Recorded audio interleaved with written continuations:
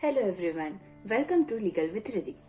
तो आज हमारा टॉपिक है डिमोनेटाइजेशन का जजमेंट, यानी नोटबंदी पे सुप्रीम कोर्ट का आया हुआ रीसेंट जजमेंट। इस जजमेंट का नाम है Vijay Kumar Sharma versus union of India. तो आज हम जानेंगे कि क्या डिमोनेटाइजेशन यानी नोटबंदी जो कि 2016 में हुई थी, उस पर अभी जजमेंट क्यों आया है और ऐसा क्या हुआ जिससे रिसेंट में ये नोटबंदी को लेकर फिर से चर्चा होने लगी।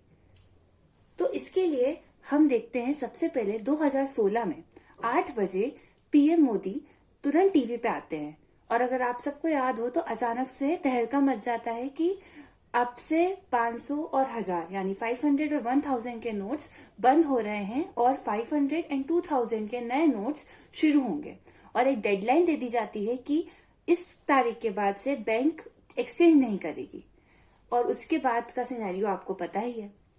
तो यहां से शुरुआत होती है इस कहानी की। अब जाती है 58 पेटिशंस सुप्रीम कोर्ट, क्या बोल के कि ये जो डिमोनेटाइजेशन का यानी नोटबंदी का जो डिसीजन गवर्नमेंट ने लिया है ये अनलॉफुल है और ये गलत है। और इसके बाद से 2023 में अब जाके ये डिसीजन आता है। तो सबसे पहले देखते हैं कि आर्ग्यूमेंट्स क्या थे। बहुत बड़े बड़े एडवोकेट जैसे कि प्रशांत भूषण हुए और भी कई सारे एडवोकेट्स ने इस पे आर्ग्यू किया है। इन लोगों का कहना होता है कि ये जो डिसीजन है जिस गवर्नमेंट ने लिया था डिमोनेटाइजेशन को लेके, ये फ्लॉड था यानी मिस्टेकन था, प्रोसेस सही से नहीं हुई। इनका ये कहना है कि जो आरबीआई होता है वो रिकमेंडेशन देता है बोर्ड को। आरबीआई का काम होता है रिकमेंडेशन देना, तभी सेंट्रल बोर्ड ऐसा कोई डिसीजन ले सकती है। सेंट्रल गवर्नमेंट ने ये जो डिसीजन का ये जो एडवाइस इनिशिएट किया था ये अनलॉफुल था, ये गलत था और इसलिए ये जो डिसीजन है ये गलत है। इसको लेके और भी आर्ग्यूमेंट्स आते हैं कि टेस्ट ऑफ प्रोपोर्शनैलिटी को ये सेटिस्फाई नहीं करता और ऐसे कई सारी पिटीशन सुप्रीम कोर्ट जाती हैं और उसके बाद से सुप्रीम कोर्ट में ये मामला शुरू होता है।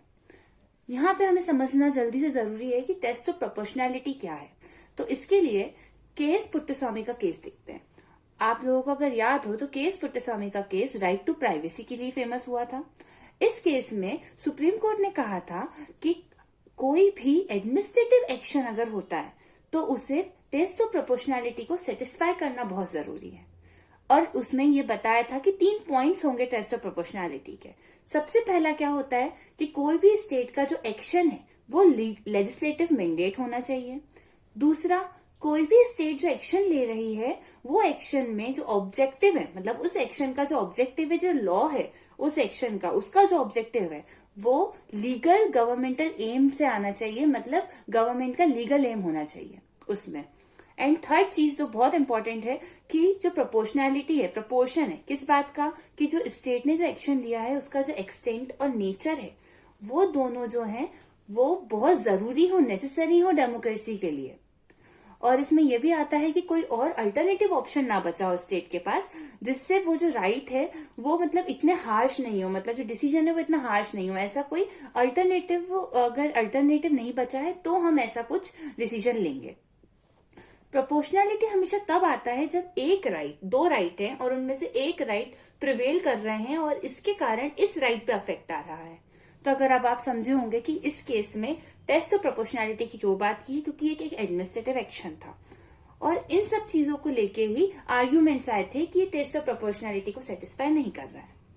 तो यहाँ आता है द जजमेंट जो 3 जनवरी 2023 में आया था, अभी कुछ दिनों पहले, जो कहता है 4:1 मेजोरिटी से हमने डिमोनेटाइजेशन को सुप्रीम कोर्ट ने अपहेल्ड करा, मतलब नोटबंदी को सही माना।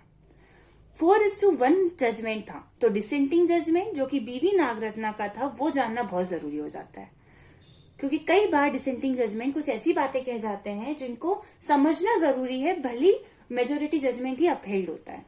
तो इधर दोनों को समझते हैं। तो जो मेजोरिटी जजमेंट है वो लोग कहते हैं, जिनमें 4 जजेस ने ये कहा था कि आरबीआई और गवर्नमेंट का 6 महीने से कम्युनिकेशन था और इसलिए आरबीआई को नहीं पता था, ऐसा नहीं है।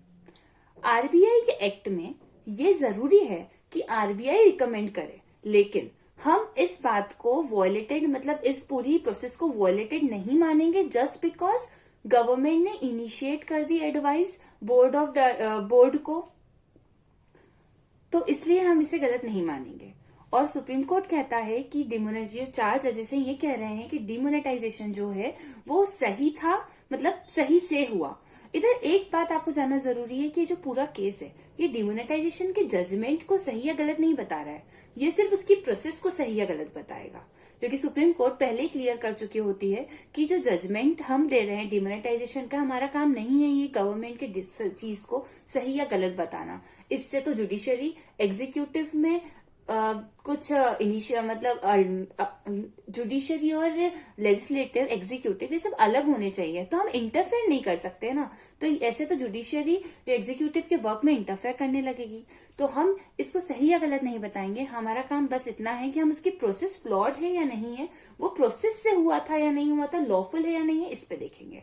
तो सुप्रीम कोर्ट कहता है इसमें 4 जजेस कहते हैं कि हाँ ये सही प्रोसेस से हुआ था और इसका तुरंत आना जरूरी था ताकि डिस्प्यूट्स ना बढ़े, वरना ये बहुत ज्यादा डिस्प्यूटेबल हो जाता है। क्योंकि एक ऐसा एक्शन था जिससे काफी सारा हार्श मतलब जो इसका मेन ऑब्जेक्टिव था वही नहीं बचता। आप सोचिए अगर ये लीक हो जाती इन्फॉर्मेशन तो इसका जो मेन ऑब्जेक्टिव था ब्लैक मनी का, उसमें कितना बड़ा इश्यू हो जाता, और इसलिए इसको कॉन्फिडेंशियल रखना जरूरी था।